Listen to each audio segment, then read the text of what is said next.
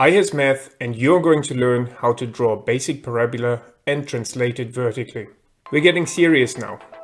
Most students have done lots of work with line graphs in year 9 and 10, but they haven't done much work with parabolas.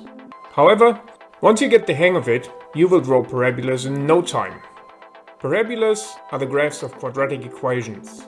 These are equations that have an x squared instead of just the simple x that we've seen in line equations. The easiest one is called the basic parabola, and it has the equation y is equal to x squared. Let's sketch it and see what we can learn. When you fill in the table yourself rather than using the table function in a graphics calculator, be careful with negative x values. Negative 3 squared is equal to negative 3 times negative 3, so positive 9. Once I've copied all the coordinates from the table, I connect the points with a smooth curve. This is important, you can't use straight lines here. Let's have a look at some features of this parabola. First of all, it's symmetrical. In this case, the axis of symmetry is the y-axis, or the line x is equal to 0. Secondly, there's one special point. The turning point at the bottom is called the vertex. In this case, the vertex is 0, 0, the origin. Finally, we can see that there is a quicker method for drawing these basic parabolas.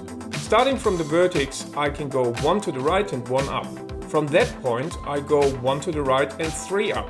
Then 1 to the right and 5 up, and so forth. For each unit I go to the right, I go up by consecutive odd numbers in order to find the next point. And because of the symmetry, I can do the same thing starting from the vertex going to the left. This method will work for all parabolas that don't have a number in front of the x squared. There's only so much fun to be had with basic parabolas, so let's try translating them. You may have noticed that the y-intercept of the basic parabola is 0 at its vertex. How can we change this? Think back to line graphs. In order to get a y-intercept with a given gradient, you would add the number at the end without an x, as in y is equal to 3x plus 1 for a line with y-intercept 1. The same thing works here. In order to shift the basic parabola up or down, you simply add or subtract a number at the end of the equation.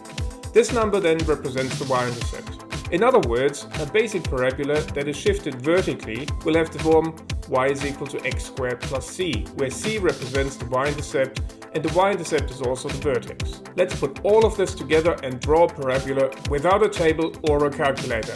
Are you ready for this? I'm going to use y is equal to x squared minus 3. I start by drawing the y-intercept at negative 3. This is also the vertex. From the vertex, I move 1 across and 1 up and mark the point. I do this in both directions because of the symmetry.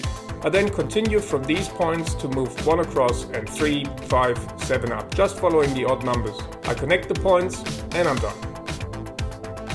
Drawing parabolas this way is faster than filling in the table first, whether manually or using a table function in the calculator. But, surprise, it requires some practice. In particular, many students find it hard to connect the points with smooth curves at first. Just don't get frustrated if it doesn't look perfect straight away.